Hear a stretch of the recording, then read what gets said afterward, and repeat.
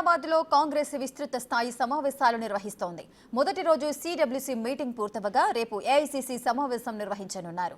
ఈ భేటీకి 3000 మంది ప్రతినిధులు హాజరు కాబోతున్నారు.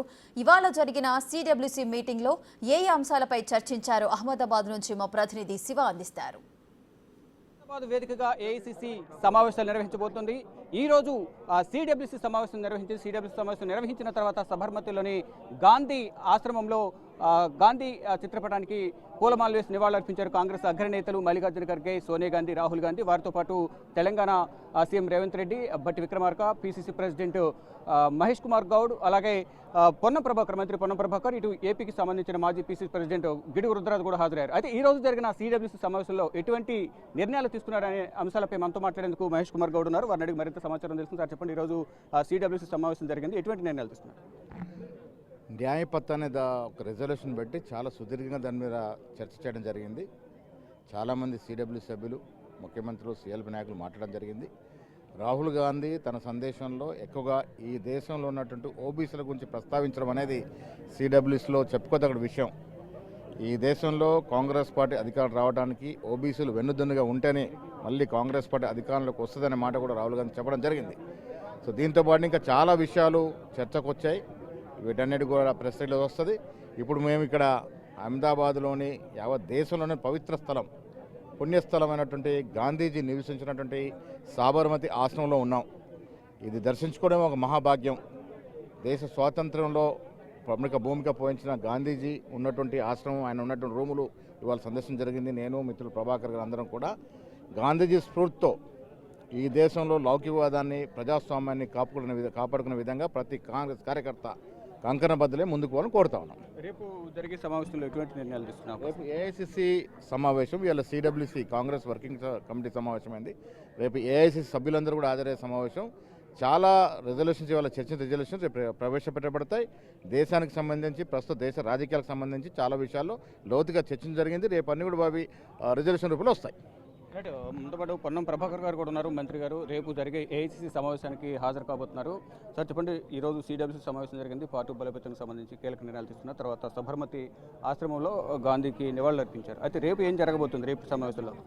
రాహుల్ గాంధీ గారు దేశంలో భారత్ జోడో యాత్ర చేసిన తర్వాత దేశంలో ఉన్న అసమానతలు, దేశంలో ఉన్నటువంటి వివిధ సామాజిక, రాజకీయ, ఆర్థిక పరిస్థితుల పట్ల పూర్తిగా అవగాహనతోటి ఒక విజన్ ఆలోచన ఉంది వారికి. అది సిడబ్ల్యూసీలో చర్చించినా, రేపు ఏఐసీసీలో చర్చించినా, అదేవిధంగా భారతదేశంలో ప్రస్తుతం ఉన్నటువంటి ఏదైతే రాజ్యాంగానికి సంబంధించిన విషయం వస్తూ ఉందో, జై బాబు, జై భీమ్, జై సంవిధాన్ పేరు మీద ప్రజాస్వామ్యాన్ని కాపాడాలి. ప్రతి కాంగ్రెస్ వాది ఆనాడు స్వాతంత్రం కోసం ఏ విధంగా పోరాడిండో ఇవాళ మళ్ళీ ఆ రాజ్యాంగానికి సంబంధించి మహాత్మా గాంధీ గారిని గౌరవించకుండా, అంబేద్కర్ గారిని గౌరవించకుండా, పార్లమెంట్లోనే అవమానించేటువంటి పరిస్థితుల్లో, రాజ్యాంగానికి అవమానపరిచే పరిస్థితుల్లో ప్రతి కార్యకర్త ఆనాటి స్వతంత్రోద్యమంలో పాల్గొనలేని వాళ్ళందరూ కూడా ఈరోజు ఈ రాజ్యాంగ పరిరక్షణ పోరాటంలో పాల్గొనాలని ఈ యొక్క సమావేశం ద్వారా అందరికీ ఒక ఆలోచన కలిగే విధంగా ఈ కార్యక్రమం కొనసాగుతుంది. ముఖ్యంగా దేశం మొత్తంగా కలిపి ఉన్నటువంటి దేశ ప్రభుత్వం ఏదైతే మోడీ గారి ప్రభుత్వం ఉందో, మోడీ గారి ప్రభుత్వము ప్రజలకు చేసిన అన్యాయాల గురించి ఎక్కువ మాట్లాడాల్సిన అవసరం ఉంది. ఎందుకంటే గత 10 సంవత్సరాలు వాళ్ళే అధికారంలో ఉన్నారు, ఇప్పుడు వాళ్ళే అధికారంలోకి వచ్చారు. గత 10 సంవత్సరాలు వాళ్ళు చేసింది ఏంటి అంటే ప్రజల సొమ్ము ప్రైవేటీకరణ చేయడము, అదానీ అంబానీ లాంటి వాళ్ళని పోషించడము, పేదల సొమ్మును దుర్వినియోగం చేయడం తప్పితే పేదలకు చేసిన న్యాయం ఏదీ లేదు. దాంతోపాటుగా కాంగ్రెస్ పార్టీ నాయకుల మీద కానీ, కార్యకర్తల మీద కానీ ఇబ్బందులకు గురి చేయడము, తప్పుడు కేసులు పెట్టడము, భయభ్రాంతులకు చేయడము, ఇటువంటి కార్యక్రమాలన్నీ చేసినప్పుడు ఈ వేదిక మీద నుంచి ఒక స్థైర్యాన్ని ఇస్తూ మన ఏఐసీసీ ప్రెసిడెంట్ గారు కానీ, సోనియా గాంధీ గారు కానీ, ప్రియాంక గాంధీ గారు కానీ, రాహుల్ గాంధీ గారు కానీ అందరికీ సపోర్టివ్గా మేము ఉన్నాము, మనం ఇలా వెళ్దాము అని ఒక ప్రణాళికాబద్ధంగా ముందుకెళ్లాల్సిన అవసరం ఉన్నది. ఎందుకంటే వచ్చే ఎలక్షన్లలో కాంగ్రెస్ పార్టీ అధికారంలోకి తీసుకురావాల్సిన బాధ్యత వాళ్ళ మీద ఉంది, మా అందరి మీద కూడా ఉంది. అట్లనే నాయకులకు, కార్యకర్తలకు, కాంగ్రెస్ పార్టీకి అనేది మెసేజ్ ఒకటి పోవాలి. అదేవిధంగా ఈ బీజేపీ చేస్తున్నట్టు దురాగతాలు కూడా ప్రజలకు తెలియజేయాలనేది ముఖ్య ఉద్దేశం. దేశవ్యాప్తంగా చూసుకుంటే భారతదేశంలో 3 రాష్ట్రాలు మాత్రమే కాంగ్రెస్ అధికారంలో ఉంది.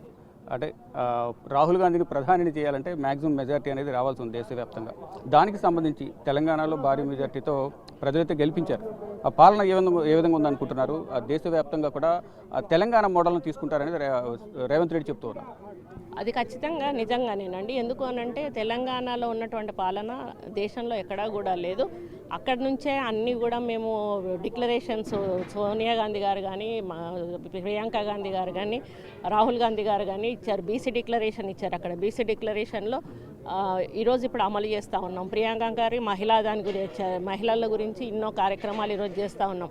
ముఖ్యంగా పేదలకు సన్నబియ్యం అనేది మెయిన్ కార్యక్రమం ఈరోజు. అసలు దేశంలో ఎక్కడా కూడా ఏ రాష్ట్రంలో ఈవెన్ గుజరాత్ మోడీ ఇస్తున్నామని అంటున్నారు కదా, మరి ఇక్కడ ఎందుకు ఇవ్వడం లేదు? ఇక్కడ కూడా ఇవ్వని సన్నబియ్యాన్ని ఈరోజు మేము మా రాష్ట్రంలో అమలు చేస్తూ ఉన్నాం. ఈరోజు కోట్లాది వేల కోట్ల రూపాయలు, లక్షల కోట్ల రూపాయలు ఈరోజు వాళ్ళకి బస్సుల ఉచిత బస్సు కానీ, 200 యూనిట్ల విద్యుత్ కానీ, ఇట్లాంటి సిలిండర్కి కానీ అటువంటి వాటికి ఈరోజు స్పెండ్ చేస్తూ ఉన్నాము. రుణమాఫీ కానీ, ఇంకా వాళ్ళకు రుణబంధు, రైతు బంధు కానీ ఎక్కడ కూడా లేదు. నిజంగా తెలంగాణ ఒక రోల్ మోడల్ అని ఖచ్చితంగా చెప్పుకోవచ్చును. దాన్ని బేస్ చేసుకున్న రాబోయే రోజుల్లో మిగతా ఎలక్షన్లలో వచ్చినప్పుడు ఈ విధంగానే మేము పరిపాలన చేస్తాము అని ప్రజల వద్దకు వెళ్తాము. తప్పకుండా మెజారిటీ సీట్లు గెలుచుకుంటాము. మెజారిటీ రాష్ట్రాలలో కూడా మా ప్రభుత్వాన్ని ఏర్పాటు ఇచ్చిన హామీలన్నీ నెరవేరుస్తున్నారా? మీరైతే నెరవేరుస్తున్నారని చెప్తున్నారు. ప్రజలు సంతృప్తిగా ఉన్నారా కాంగ్రెస్ పాలన పట్ల తెలంగాణలో? 100% అండి. ఎందుకంటే మేము చెప్పినవన్నీ 15 నెలల్లోనే 15 వాటికంటే ఎక్కువగా అమలు చేశాము. వాళ్ళు 10 ఏళ్ళ నుండి కూడా దాంట్లో 10% కూడా అమలు చేయలేకపోయారు. మా మీద ఒక విశ్వాసం అనేది ప్రజలకు వచ్చింది. దాన్ని అట్లాగే కొనసాగిస్తాము.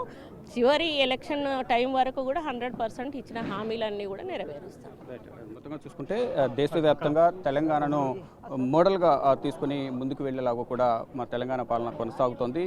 ఇటు పార్టీ బలోపేతం లక్ష్యంగా కూడా రేపు జరగబోయే సమావేశంలో కీలక నిర్ణయాలు తీసుకుంటారు. దేశవ్యాప్తంగా కూడా కాంగ్రెస్ పార్టీ బలం అనేది పుంజుకోబోతుంది. రానున్న రోజుల్లో కాంగ్రెస్ పార్టీ దేశంలో ఇటు కేంద్రంలో కూడా అధికారంలోకి వస్తుంది. తెలంగాణలో ఇచ్చిన హామీలని కూడా నెరవేరుస్తున్నాం. వచ్చిన 15 నెలల్లోనే అన్ని హామీలు అమలు చేస్తూ ప్రజల మన్ననలను చొరగొంటుంది తెలంగాణ కాంగ్రెస్ ప్రభుత్వం అనేది కూడా కొండా సురేఖ చెప్తూ ఉన్నారు. కెమెరామెన్ కన్నయ్య కుమార్తో శివ బిగ్ టీవీ, అహ్మదాబాద్.